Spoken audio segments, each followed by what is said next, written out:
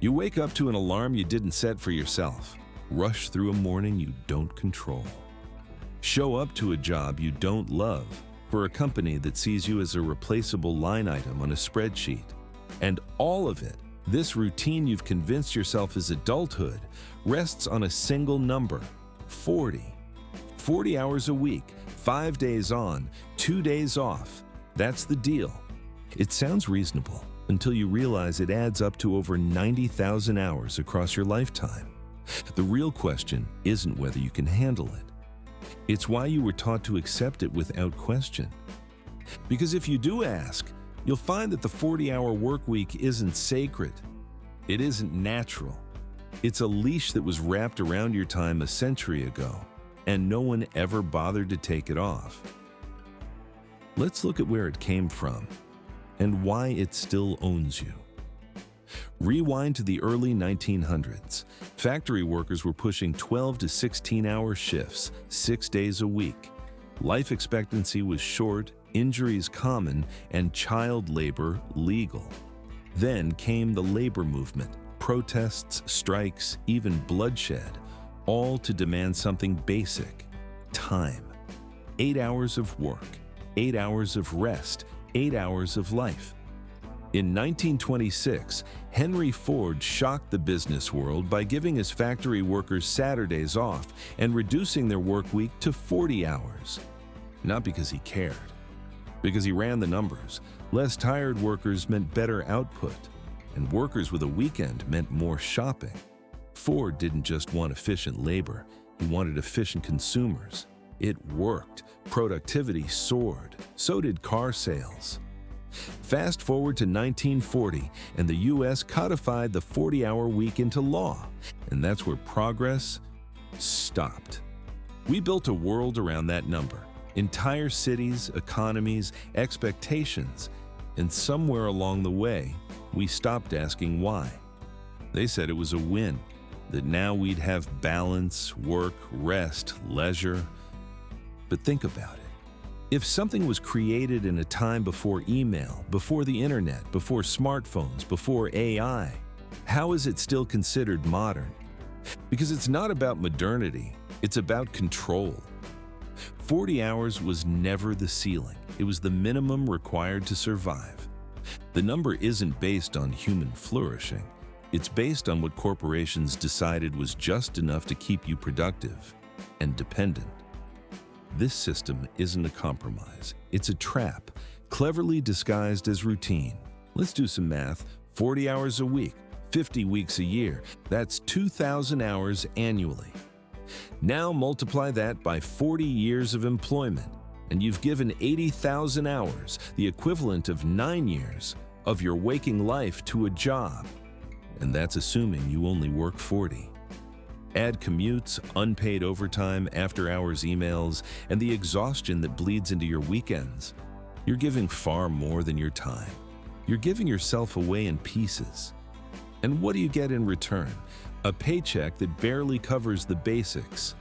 A life lived in fragments, and a retirement you may never reach because your health has long since expired.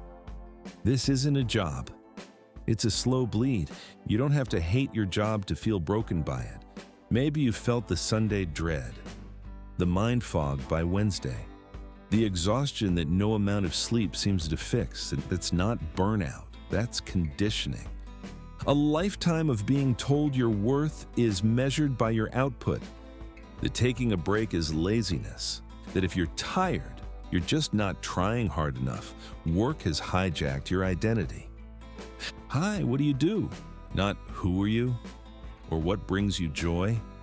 You've become your job title, your role, your LinkedIn summary. But behind the polite answers and performative productivity is a silent scream. I'm tired, and I don't know why I'm doing this anymore.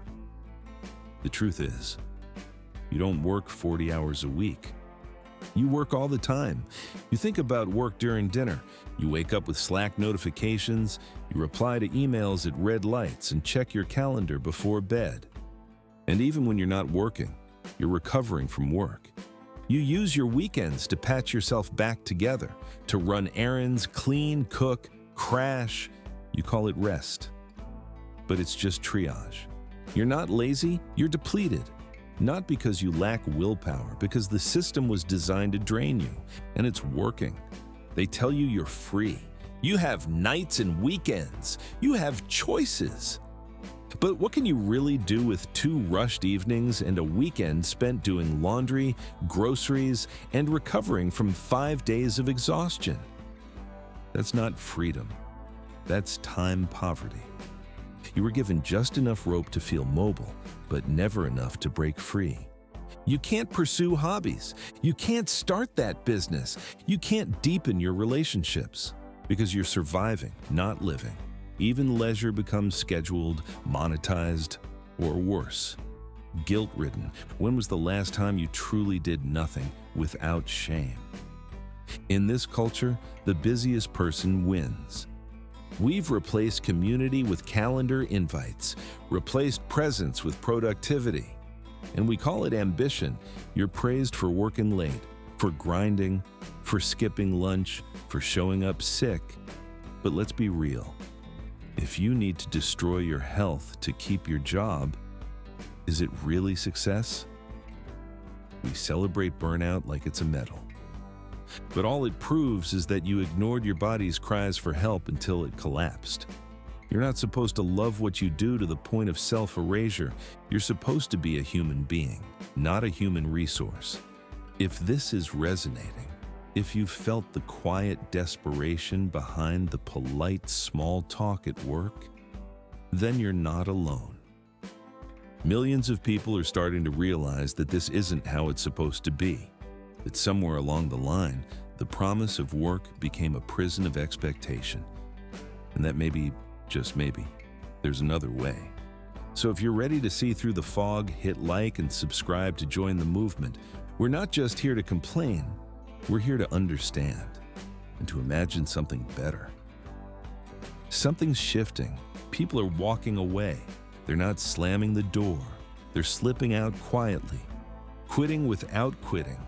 Logging in, zoning out, doing the bare minimum to stay afloat. They call it quiet quitting. But it's not quitting. It's the refusal to pretend anymore. It's the final line of defense when everything else, energy, passion, trust, has already been taken. Then came the Great Resignation. Millions left their jobs, not in search of better titles, but in search of their lives. You probably felt it, even if you stayed. The unease, the questions, the sense that this system, this 40-hour rhythm, is breaking apart at the seams. And the people in charge, they don't like it. At first, remote work felt like freedom. No commute, no cubicle, sweatpants in meetings. You could finally breathe at least a little. But then came the surveillance. Keyboard tracking, webcam check-ins, activity scores, daily stand-ups that felt like confessions. Remote work didn't liberate you, it followed you home. Because the problem was never the office, it was the system behind it. The 40-hour week was just digitized, rebuilt in Slack, Google Calendar, Microsoft Teams, always online, always reachable. Your home became your second workstation. Your life, a background tab. The leash is now wireless. But it's still a leash. This isn't how it has to be. Other countries know better. In France, the right to disconnect is protected by law. You're not expected to answer emails after hours. It's illegal to punish someone for choosing rest. In Iceland, trials of the 4-day workweek showed no drop in productivity. In fact, satisfaction and focus went up. In Germany, employees are encouraged to take proper vacation. And in Japan, a country known for overwork, some companies have started implementing mandatory mental health leave. And what happened? Did their economies collapse? Did people turn lazy? Did the sky fall? Absolutely not. They just proved what we were too scared to admit. People thrive when they're treated like humans, not machines. So why are companies still obsessed with the 40-hour model? Because it's predictable, profitable, easy to control. A 40-hour schedule locks you into their rhythm. It defines when you wake, when you eat, when you parent, when you rest. It ensures your life revolves around them, not you. And if they can make you believe this is what hard-working adults do, they win twice. They get your labor, and they get your loyalty. They've tied morality to productivity. If you ask for less, you're entitled. If you want rest, you're weak. If you dream of more, you're unrealistic. But who benefits from that guilt? Not you. Every time you say it's just a job, but keep pushing past your limits. Every time you laugh off burnout like it's normal. Every time you silence your inner voice that says, this isn't right. You pay a price in relationships that grow distant, in hobbies you abandon, in health you ignore, in time you can't get back. And society pays too. Communities shrink because neighbors are too tired to connect. Kids grow up with parents who are present in body but absent in spirit. Creativity dies, empathy fades, all sacrificed at the altar of 40 hours. Close your eyes for a moment. What would your life feel like if you worked 25 hours a week and lived the other 143? What would you make? Who would you become? How would you feel waking up on a Monday if it didn't mean self-erasure? More time doesn't mean doing nothing. It means doing what matters. Maybe you'd build something. Maybe you'd heal. Maybe you'd breathe for the first time in years. This isn't a utopian dream. It's already happening. In companies that dare to try, in countries that dare to care, and in people just like you who dare to question. You're not lazy. You're not broken. You are waking up.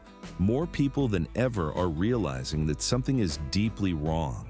And once you see it, you can't unsee it. That ache you feel, that restlessness, that quiet rebellion in your chest, it's the start of something bigger, because awareness spreads. And when enough people question the system loses its grip. You are not alone. You never were. So let's say it plainly. The 40-hour work week is a lie. Not because it's too long, but because it's treated as sacred, even as the world changes. Even as we evolve, even as we suffer, they cling to this number like it's divine. But it's just math, calculated over a century ago to serve an economy that doesn't exist anymore. And yet, we obey it, live by it, sacrifice to it. What if you stopped? What if, instead of adjusting your life to fit the work week, you adjusted your work to fit your life? That's not laziness. That's evolution. This is fog of work. We were told that working 40 hours a week makes us responsible, fulfilled, successful, but maybe it just makes us manageable.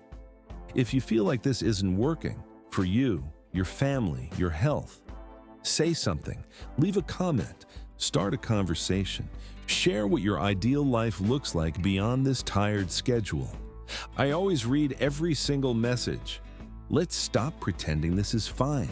Let's break the silence. Let's break the fog.